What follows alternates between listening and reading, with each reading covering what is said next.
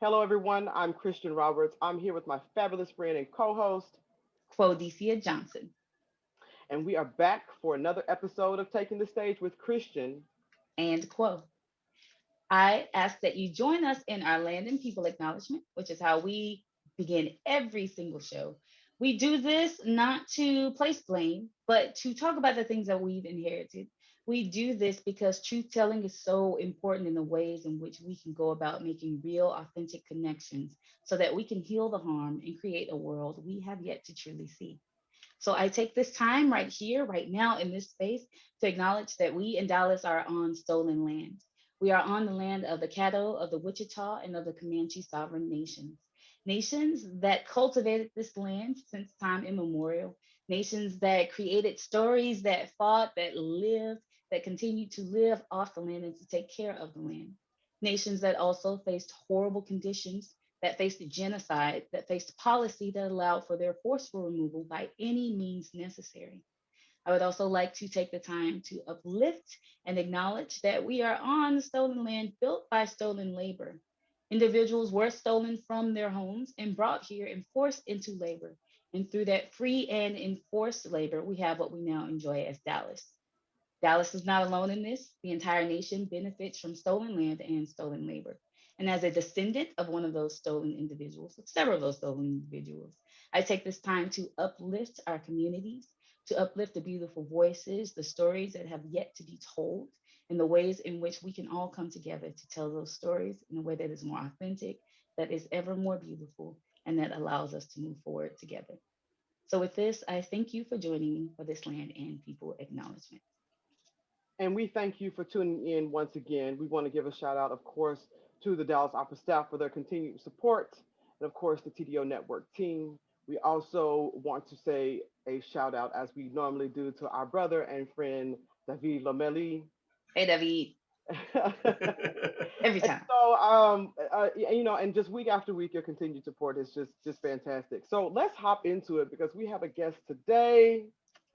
Oh, this man.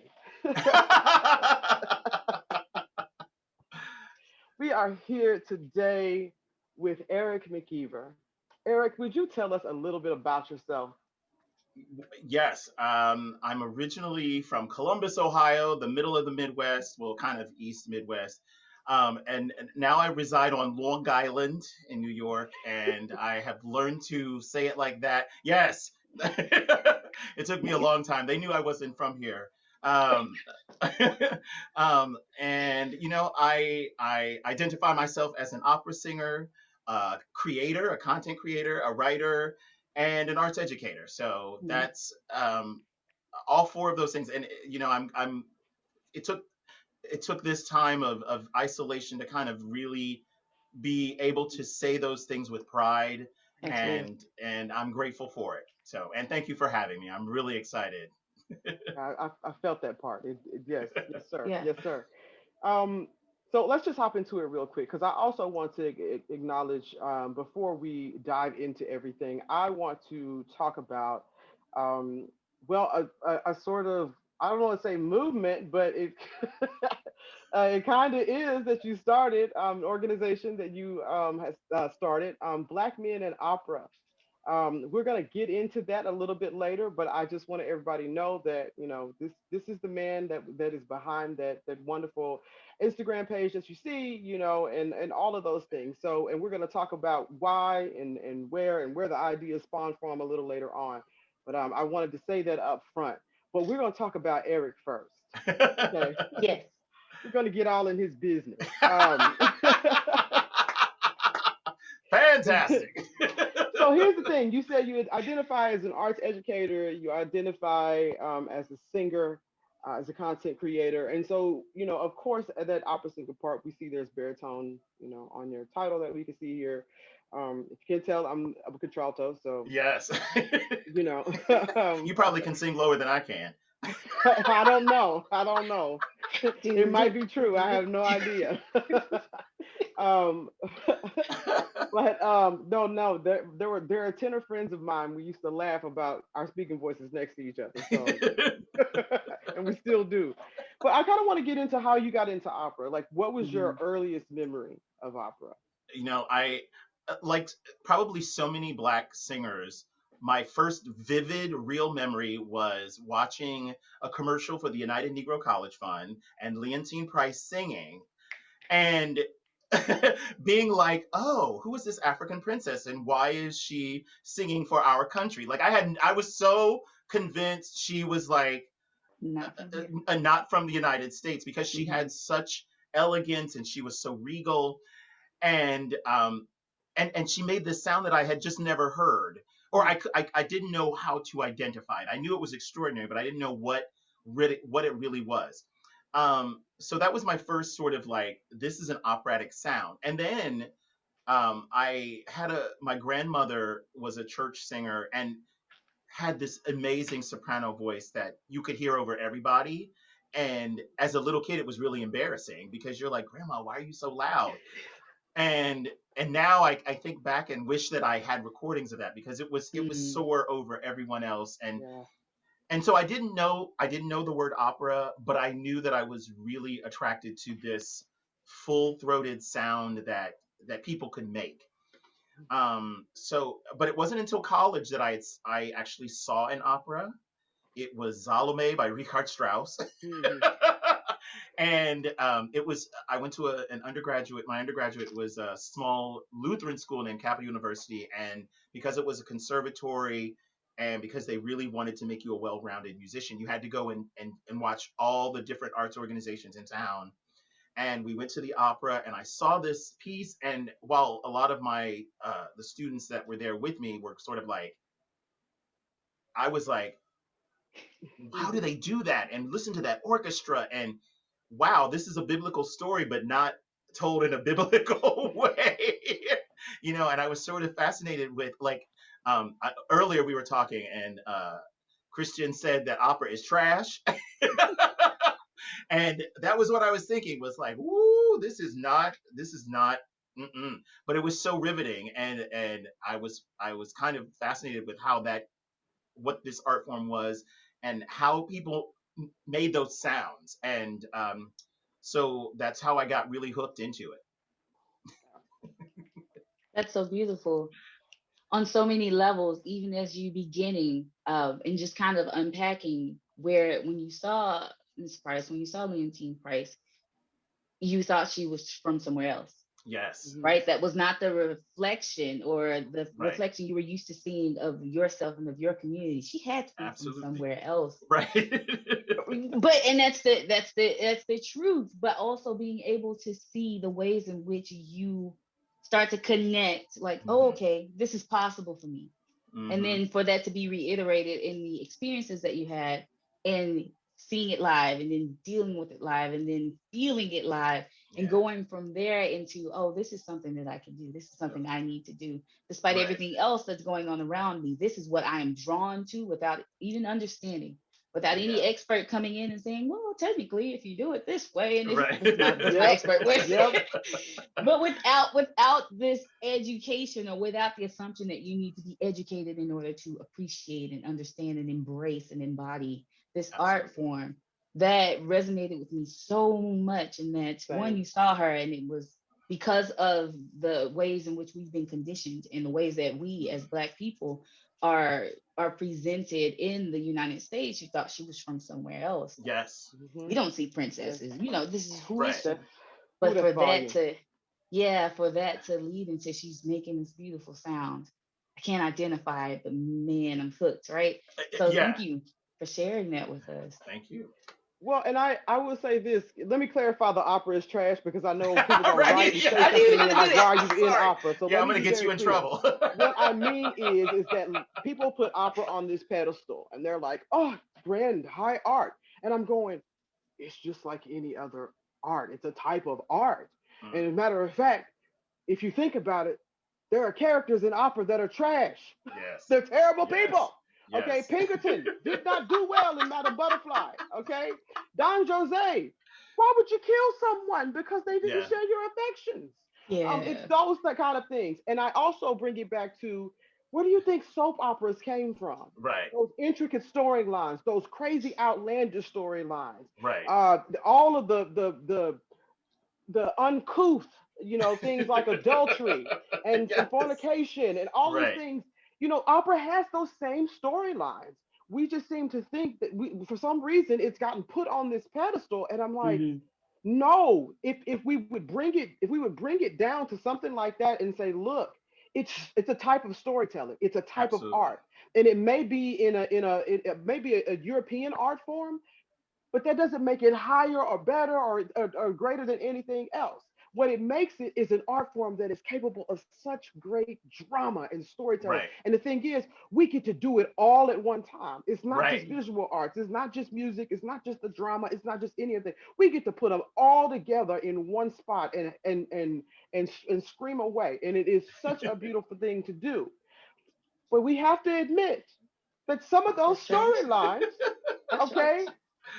I, I have terrible things happen, and yes. therefore that's trash. I would. When you're cheating on your husband, that's not good. When you when, you know when you're killing people, that's not good. But it's part of the storytelling, and we have an Right. orchestra under it, and it's epic. Right. I was talking to a friend who's not an opera person about something I'm working on, and I was like, yeah, basically, a guy returns home and finds his wife with another man, and he realizes that things are going on between them, and he ends up getting really jealous and killing the guy in front of the wife, and the wife likes it. And she was like, wait, that's an opera? I was Mhm. like, that is an opera. That's an That opera. is an And that's opera. it really, and to me, the great thing about it is it's it's beautiful to see stories that are very human.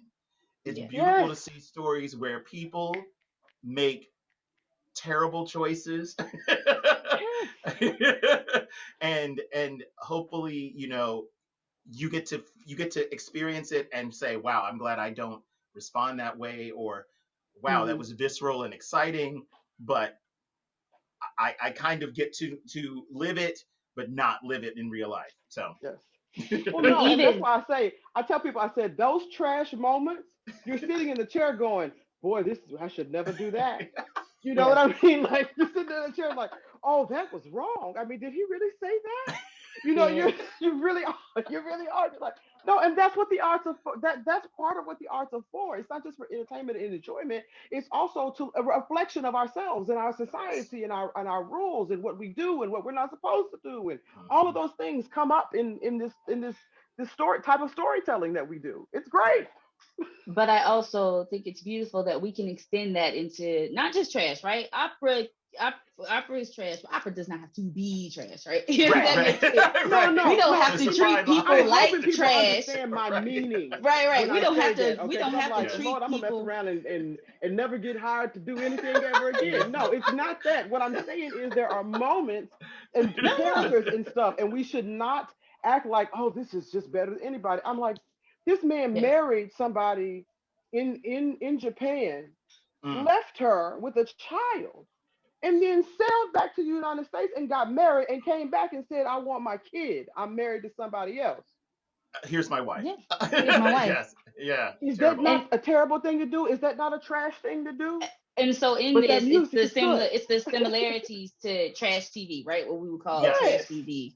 Which, And if that's your jam, that's your jam. And the fact right. that it is an option is what we're looking at.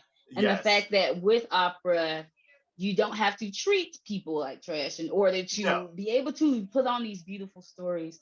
And then Absolutely. I love the way that you said, Eric, and the ways that you get to experience these roles in Mm. storytelling, but also allowing all of our performers to be able to experience the full spectrum of what Mm. that Mm, looks like, right? Yes, Right. I'll be the villain. Yes, Right. I will be this person. Yes, I'll be this, but I also want to be someone else because I Yes. can.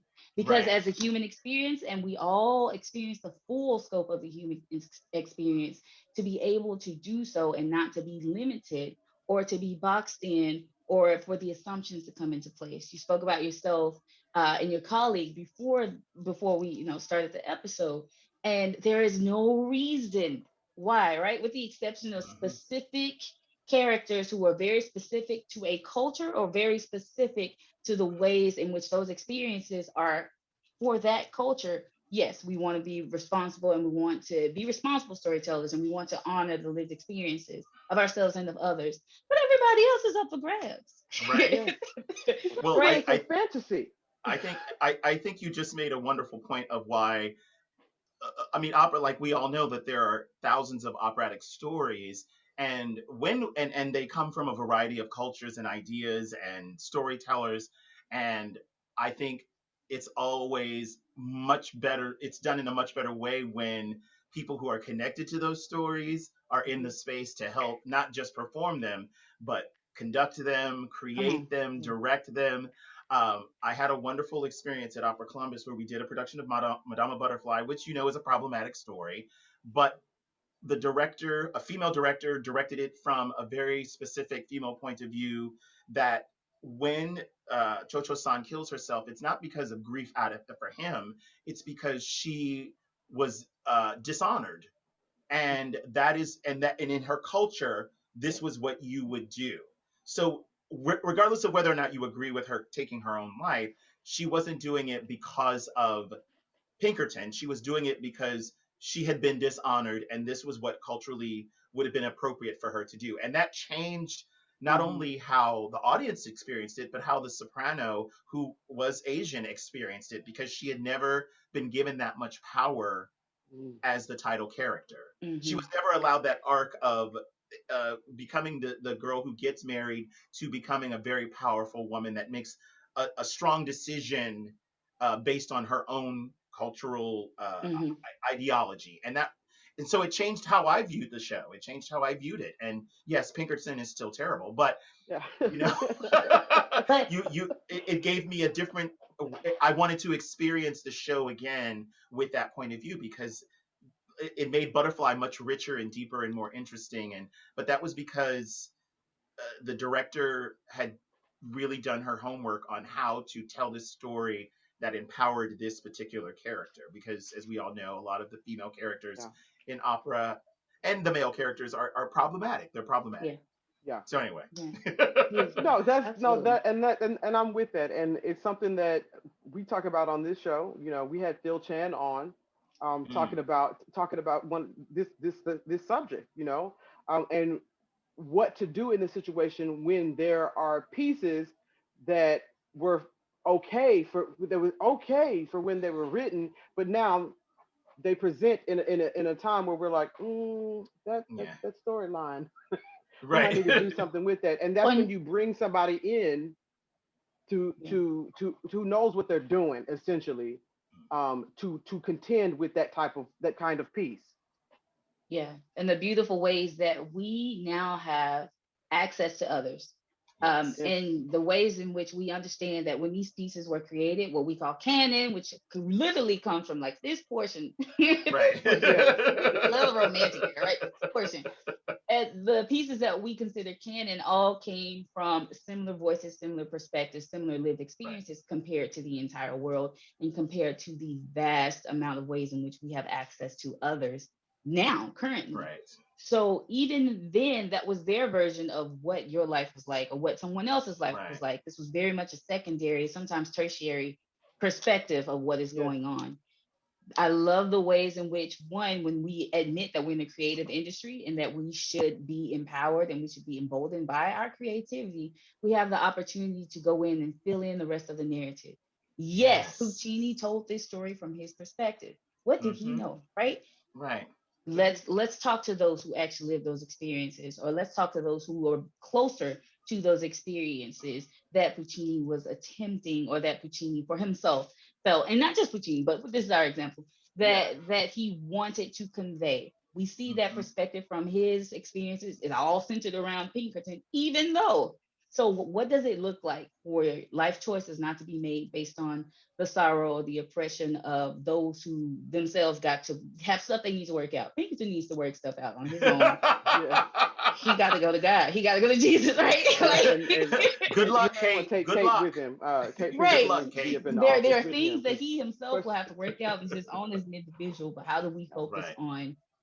on this individual that the story is actually about, and what that Right. looks like in a way where she's not a tool or a token Mm. or the product of someone else's actions and will. yes, So, or what she does is the product of somebody else's actions. hmm, Yes, absolutely. yeah, I like So, this. yeah, yeah, we oh yeah, snap. we do the snaps with something that's good.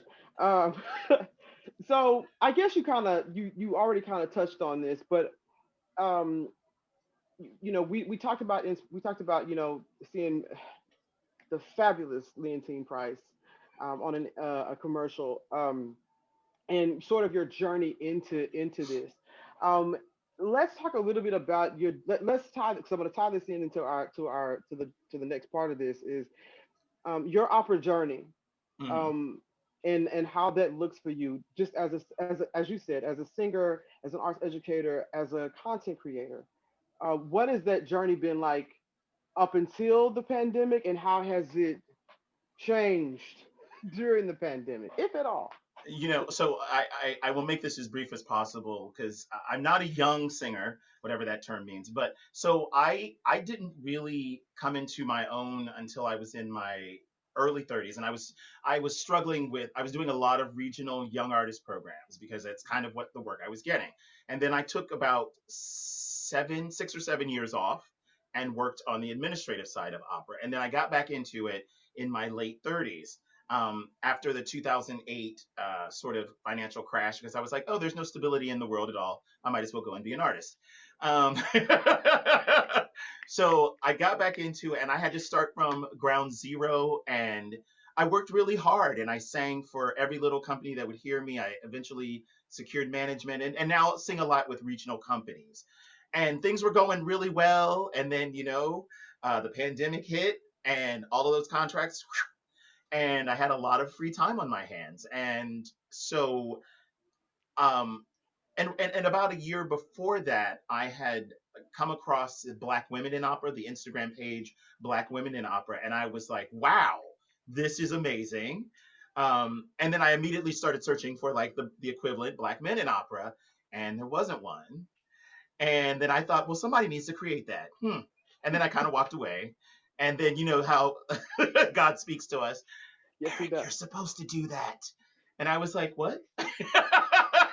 Yeah, when you didn't see it, it was for you. Yeah, it was for you to do, and you couldn't find it. Right. Because you haven't done it yet. It's okay. Won't he do Yes. it? So, and one of my inspirations is Robert Mcferrin.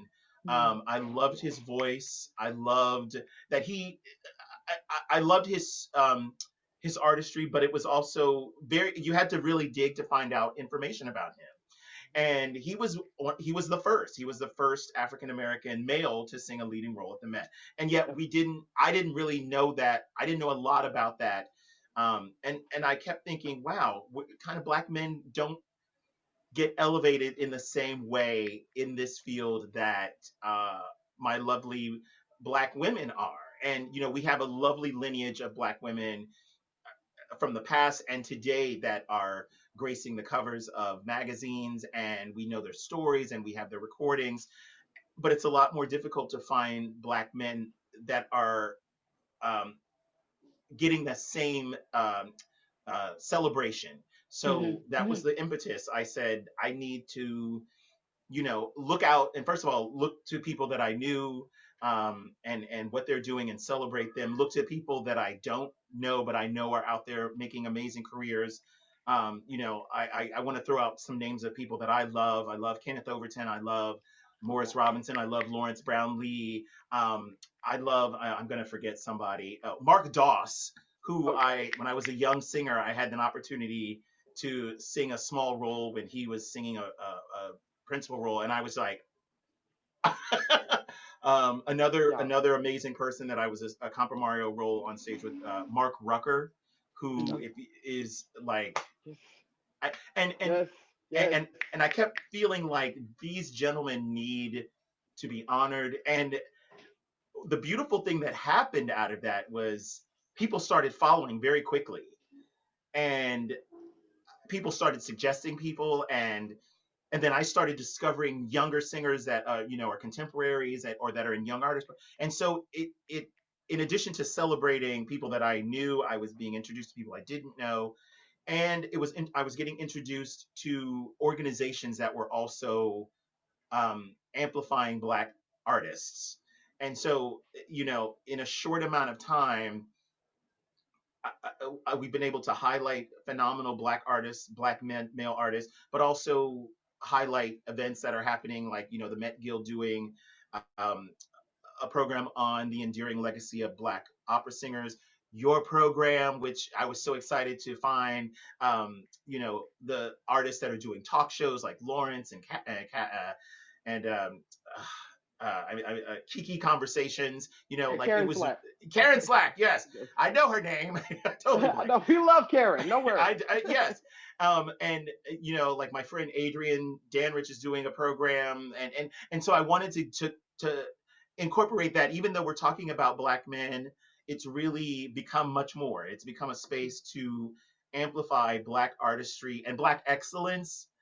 And so it's been really, really, and just discovering artists who have been around, like a wonderful artist who recently passed away, Arthur Woodley, Yeah.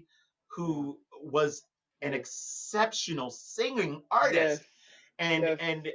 you know thinking and always wondering, like, why not, why not even more for that artist? Like, why haven't I been able to encounter that artist all over singing all over the globe, and why is that? And how can there be a landing page for people that are curious about Black men in opera?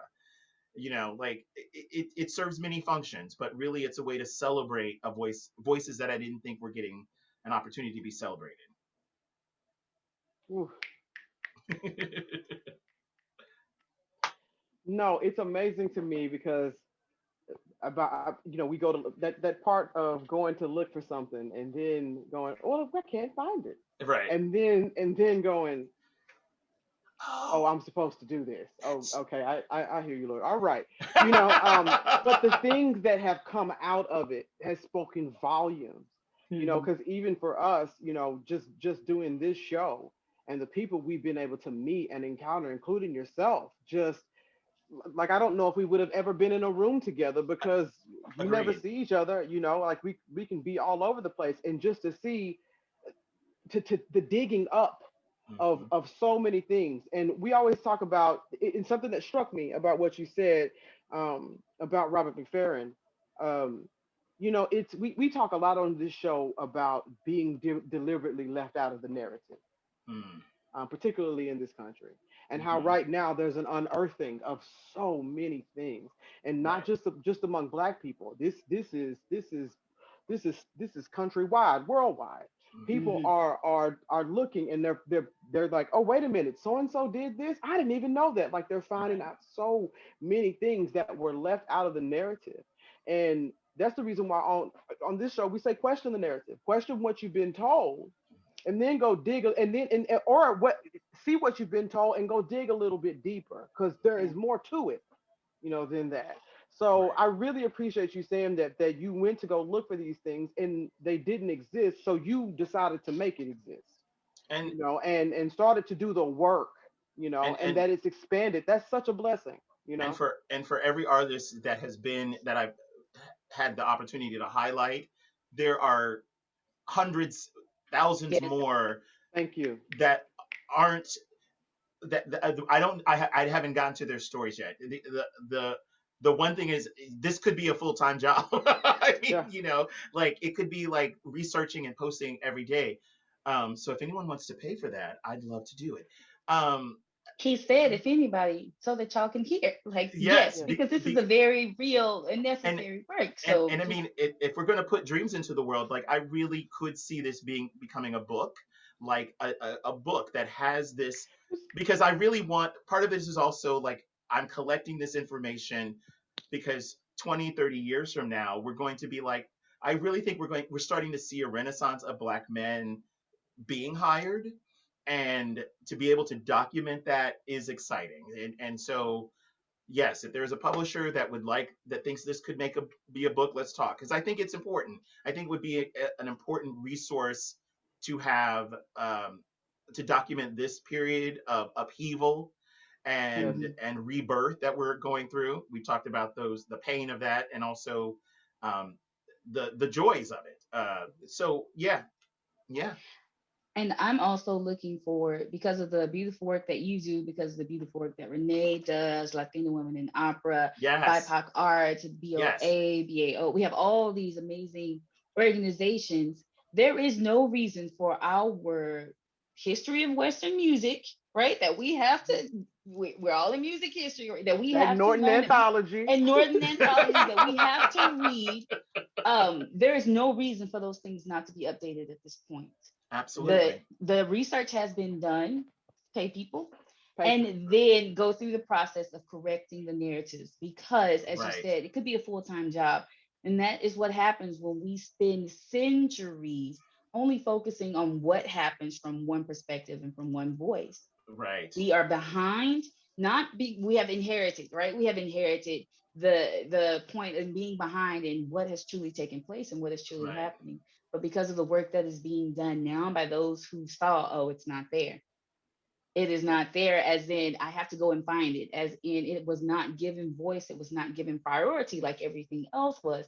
I have to do the work to go and make sure that I shed light on these things.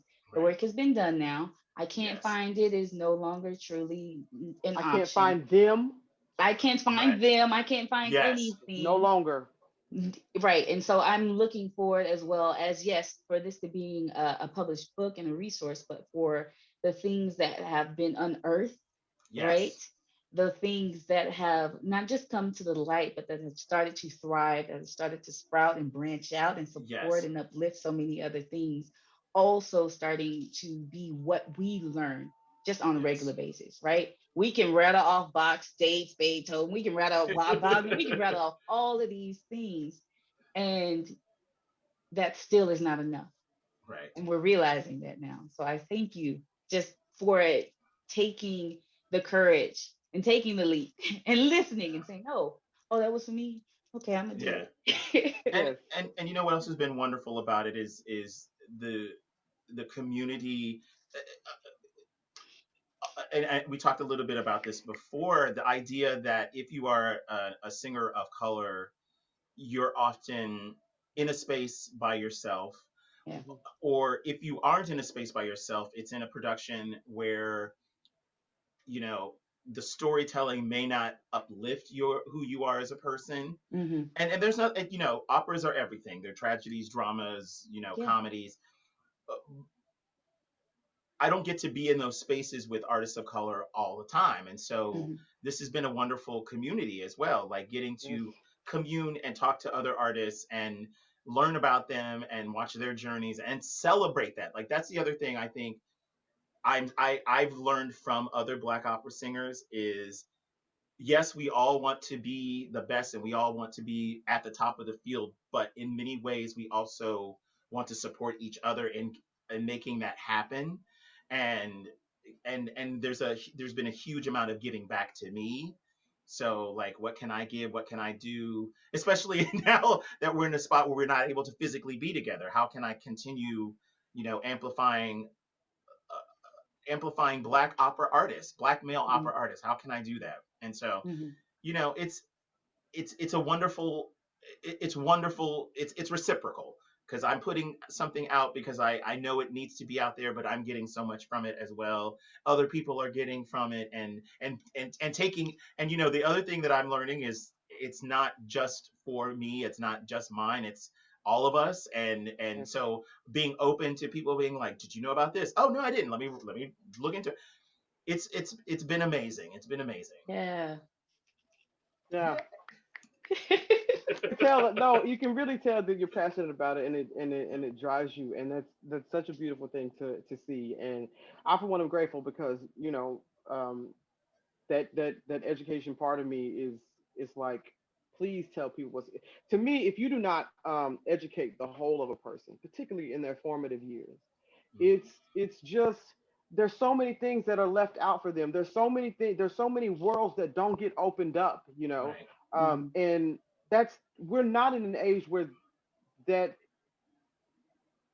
where you can fall back on the excuse of I didn't know or anything like that because Right. there's a thing called Google. it Um, it ends all arguments. Whenever yeah, people are it's a arguing about, well, no, so and so was in that movie. No, no, let me just nope, Google it Yeah. was them. Done. Moving on. but the thing is that the research is being done, and then the Right. thing is just the educational aspect of it and how much Right. that grow that gives you that a solid foundation to stand on when you can say no, we've always been here. Right. It's, Yeah. we've been here. It's just that some of us were deliberately left out. Yeah. Right. And so, and I And think a look, lot of that is starting to be corrected now. I see people absolutely. working on this. Those wrongs are being righted, if you will. Yes. So, And look at the, understanding the amazing lineage of Black male opera artists, and you know, seeing the struggles that they had to do just to go through, just to get on the stage, just to get on the stage. And constantly working to expand what the idea is of what a Black man in opera can be on a stage. And then that's a long struggle. It's Hmm. I think all Black men are always like, am I being offered this role because this is the only role that you can see me in, even if it's not the most vocally appropriate, because you have a preconceived notion about what how comfortable the audience will be if I am in a certain role. And that's changing. I am seeing that change, and I applaud those opera companies that are saying, you know what, look, it's time to make people uncomfortable. mhm. If they're uncomfortable, too bad, because this is the Yeah. best artist, and this is just simply an artist. Like we talked about that. Like, what would it be like to not have to be a Black artist in a space, but just an artist, Yeah. and who happens to be brown and is representative of the culture, um, that in the city that they're performing in. And if I can share one amazing story, Yeah. 2 years ago, I was in a production of The Magic Flute at Florentine Opera in Milwaukee that had Noah Stewart, Will Liverman, Mm. a soprano named Ariana Douglas, and a tenor named Edward Graves. 5 Black artists in a Mozart opera. And on the first day, we were all sort of like, should we say anything? And we decided no, we should just celebrate that we're the artists that were chosen. I mean, of course, I took a picture to document it because I was like, it was really Yeah. Yeah. exciting. But it was a wonderfully refreshing thing to know that we were there because they valued our artistry, and we weren't there to send a message, but that message was, we value you as an artist, and we also understand that you need an opportunity because you're an excellent artist. And that was a Hmm. great moment, and I look forward to all of those moments, Yeah. and where I look across the room and it's a cast that is just beautifully as diverse as our country is. Yeah. Yes. And in that, because I love that y'all like, well, should we say something? Should we? Right. Did they get us all here Right. because we have to, because those questions are very real, especially in Right. spaces where people are so quick to seem like they're doing something correct. They're so Right. quick to correct the surface of what is happening as opposed to getting to the root and addressing the issues. Hmm. And I love it because as we get to these spaces, not sure what Florentine, what their intentions were, but the Right. fact that they presented it, and as we get to these spaces where it's, you are an artist, you are a Black artist, you are this, you are this, you are this, and all of those things are celebrated. Not, oh Yes. no, no, no, we didn't choose you because of this, but it's no, I recognize that as well Yes. Mhm. Yes. as your artistry. Right. And so that Yes. we're not saying colorblind is a thing. Colorblind is not a thing. We're not going to play games. But the ways in which Mhm. people the ways in which people are not simply defined by how they are racialized or how they show up in society or how they are perceived in society is this beautiful space that we are heading toward, Yes. that you just got to come along, just Right. And the beautiful thing about it is, it it really I mean, in many ways, to be uncomfortable about it is nonsense, because it's if you walk down the street, it's there. And Mhm. I probably will get in trouble for saying this, but I think a company will only change its comfort with people that are different from them when they do the work personally. yes, So I think yes, that's the next step, as we demand our arts organizations to become more aware of what inclusion, diversity, and equity looks like as an organization. How do we then get our leaders of those arts organizations to do that for themselves, so that then Yeah. when people of that or that are different come into a space, it's not something that they're uncomfortable with. Yeah. Yeah. Yeah. And I say all the time, this is not something to fold into the practices that have already been done.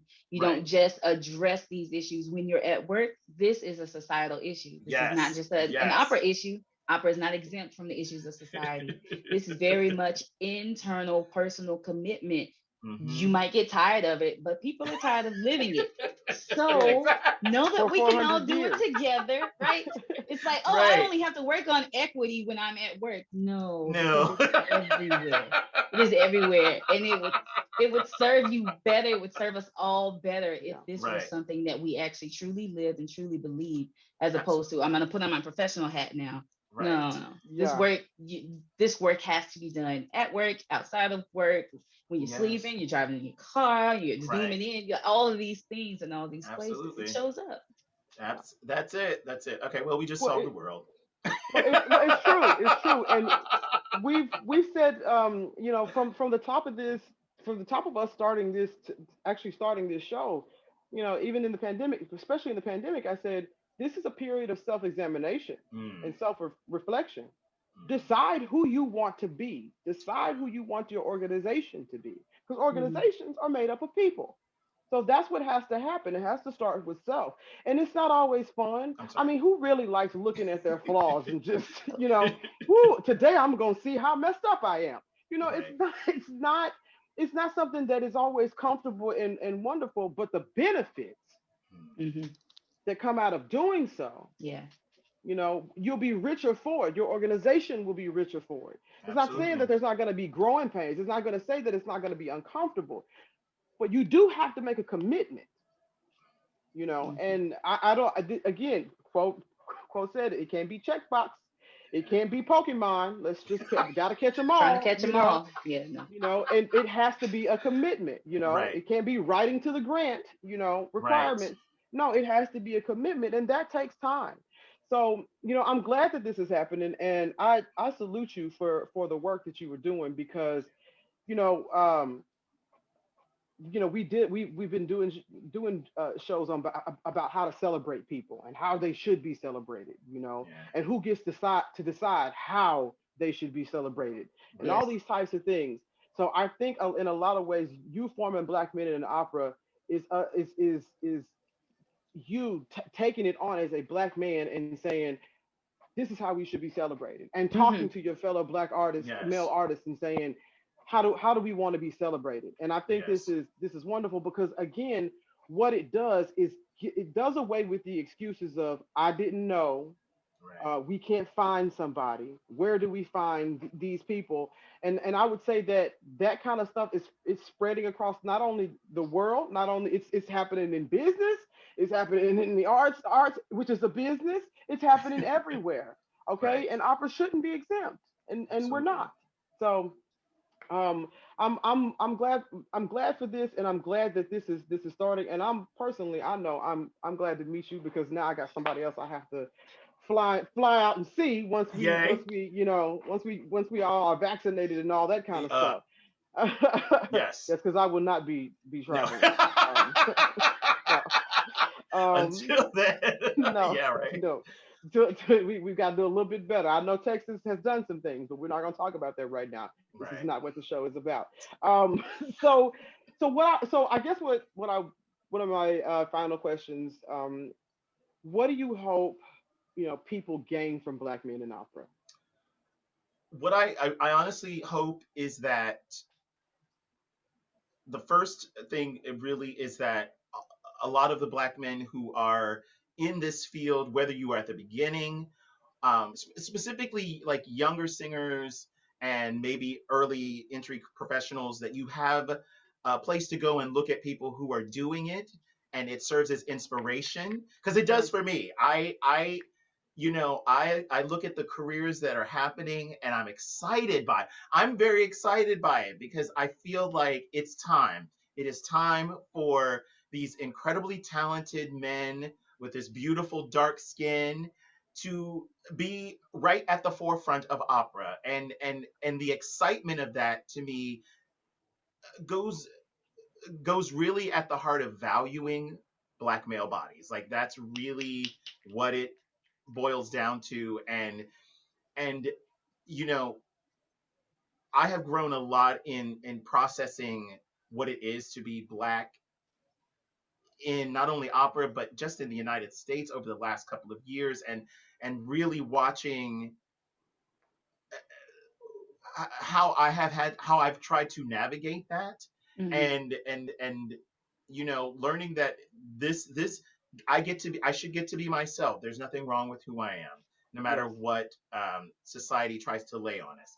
And so then taking that idea and also celebrating that Black men in opera bring something new and interesting and also traditional and also avant-garde, you know, like we were talking about earlier, there is no one Black man. There's no one Mhm. way to be a Black man. So um you know, if I'm hoping that as by highlighting all of these incredible artists that we see, wow, they come in all beautiful shades, they come in all these beautiful gorgeous voice types.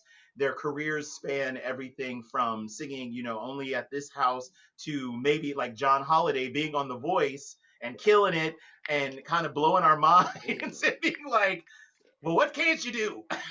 Yes. Yes. You know, What like can't you that to do? me is exciting. That to me is exciting, and I'm grateful to be able to kind of document that and celebrate it, and hopefully meet and commune with all the Black men that are out there doing it.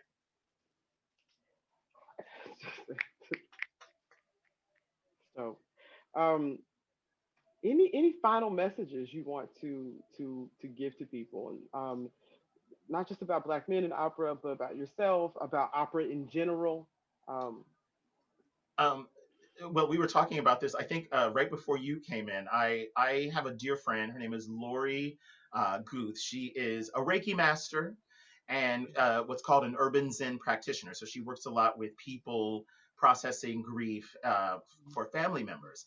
And she gave at the start of this pandemic, she gave me this expression: soft front, strong back. And I this it's the idea of going in, navigating this world with your heart open but also firm in who you are. hmm, And you know, the softness is that how you enter the space is allows you to be able to commune with whomever's in there. But the strong back is like, this is what who you believe, this is who you are, and you don't have to lose that as well. And trying to just balance that, and you know, that I want to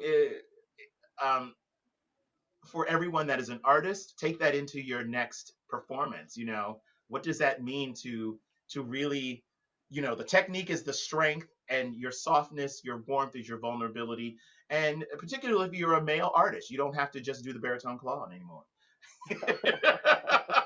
that Beartan Claw is really real. It is real. It is real. They teach it in Real. school. Got whole workshops on it. All right, so this is about the time we turn it over Yes. to Quo for positive notes, and I think Yes. there are so many from this episode. I do have so many. One, again, Eric, we want to express our gratitude and uplift and honor you and the work that you're doing and celebrate you and all Black men. I love my Black men, right? I love everybody. And the beautiful work that you are doing. Positive notes for this episode as we continue with this theme of celebration. I want to encourage everyone to take heart in what it means to truly celebrate, and that in celebrating others, we are also celebrating the beautiful ways that we reflect one another and the beautiful ways that we share space with one another. The excuse that we cannot find them, they do not exist, they were never there, is no longer acceptable. And that is okay because we free ourselves from this perfectionism that never served any of us to begin with. And that is okay as well. So I encourage us all to embrace truth in a way that allows us to connect. I encourage all of us to do the digging, to have the courage to go and find spaces, to create spaces, and then to commit to keeping those spaces in a way that allows all of us to see the beautiful ways that we are reflected in, through, by, and for this art form. We've said before, opera is a huge art form. It can fit more stories, it can fit more people. Opera is the pluriv opus, multiple words, multiple people, multiple groups, multiple worlds, multiple stories. So, with that, take heart, go and check out Black Men in Opera. No more excuses. And continue to continue to celebrate, continue to be bold, and continue to be courageous in how we create a better world and how we create an even better art form. And those are my positive notes. Yay. Well, Eric, thank you so much for being here with us. We love spending this time with you. We're gonna have you back. I think I it's look forward to it because we have a lot more to talk about. we have a lot more to talk about. Okay, because there's so many things we could get into. But Yes. appreciate you being here. Appreciate you being so open and honest and laughing with us and sharing this space with us, folks.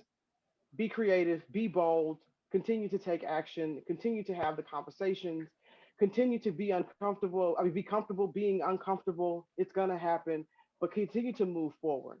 And And we appreciate you tuning in, and we'll see you next week.